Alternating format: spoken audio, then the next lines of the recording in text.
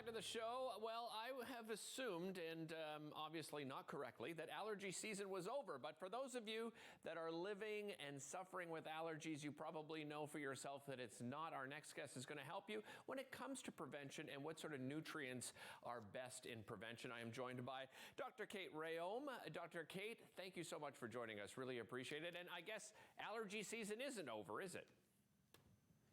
Not this year. Normally it would be by this time, but due to unusual weather patterns in lots of the country, there's been a late frost. And so pollens that would normally be done are still in the air and causing allergies. So what do we see? Is it, as I understand, ragweed is usually a big one. Is that kind of at the top of the list? Definitely. Ragweed is usually the biggest culprit at this time of year. And like I mentioned, it's lingering far longer than it normally would. As well, with the changes in the weather, you've got, piles of damp leaves that can be harboring mold, or basements getting damp, and mold is a big allergy trigger. We're also spending more time indoors and even, pulling out old comforters from last year. Those can have dust mites in them. And as well, spending more time indoors means we're more exposed to pet dander, for example. Right. Well, you've got some great ideas when it comes to prevention, and you've got a lot of things in front of you here. So sort of walk me through. First of all, I mentioned those nutrients in the introduction. What kind of nutrients should we be looking at? Well, first of all, it's surprising the important connection between intestinal health and allergies.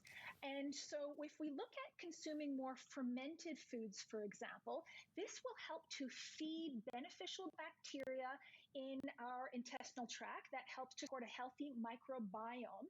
And that in turn helps our immune system better tolerate allergens that we're exposed to. And so, this is a great time of year to enjoy fermented foods, things like sauerkraut, kimchi. You can also try your hand at, fermenting the fall harvest, taking vegetables, putting them in a jar with some salt. Of course, check online for recipes to make sure you're being food safe, but that's one way of incorporating more fermented foods into your diet. And I imagine that's year round, right? Is that something we kind of forget about putting into our diets? It seems like it's something that, like my grandparents and great-grandparents used to do just automatically. It doesn't seem like this, my generation and sort of my kids' generation, is something we often think about. You're absolutely right. And often, we think of it in a way as a kind of an old-fashioned thing, because it was a traditional way of preserving food that could be consumed year-round. But as an important side benefit, it would give us these beneficial bacteria. So it's absolutely a traditional, way of preparing food that is worthwhile, reviving or getting back into. Well, you've got some more beautiful foods in front of you there, and I imagine each of them have, something specific to add to your body to help when it comes to prevention. Very much so. There's a nutrient called quercetin.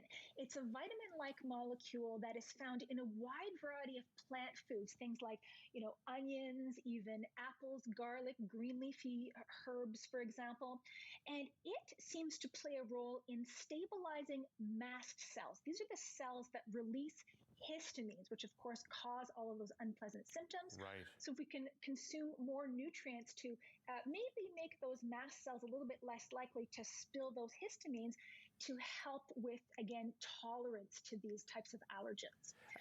Another nutrient well known is zinc. We know that both adults and children, if they have zinc deficiency or they're low in zinc, that will increase the incidence of allergic reactions and seasonal allergies, things like allergic rhinitis. So foods high in zinc include meat and seafood and nuts and seeds. But if you feel like you're not getting enough of those in your diet, you can also check your local health food store for zinc and quercetin combinations, for example. Quickly, I want to mention omega-3s because we hear that all the time. We got about 90 seconds left, and I see you have a supplement there. Are omega-3s difficult to find in the quantities large enough to actually make a difference in our bodies?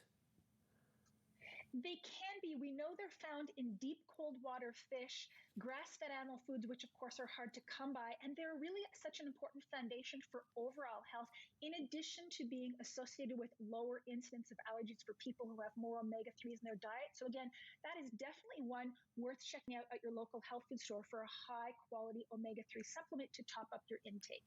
And lastly, I see that you have some fruits there, pineapple in particular. What does pineapple add to our bodies? Pineapple is a source of the enzyme bromelain that has an anti-inflammatory action and seems to decrease airway sensitivity, and it may also help break up mucus, so it sort of has a 1-2 punch against some of that allergy symptom. Excellent. Dr. Kate, really appreciate you taking the time. Thanks very much for joining us here on Daytime. Thanks, great to see you. All right, coming up next, we'll tell you what the fall and winter programming season has in store for the City of Ottawa and their Recreation Department. We'll be back with that right after this.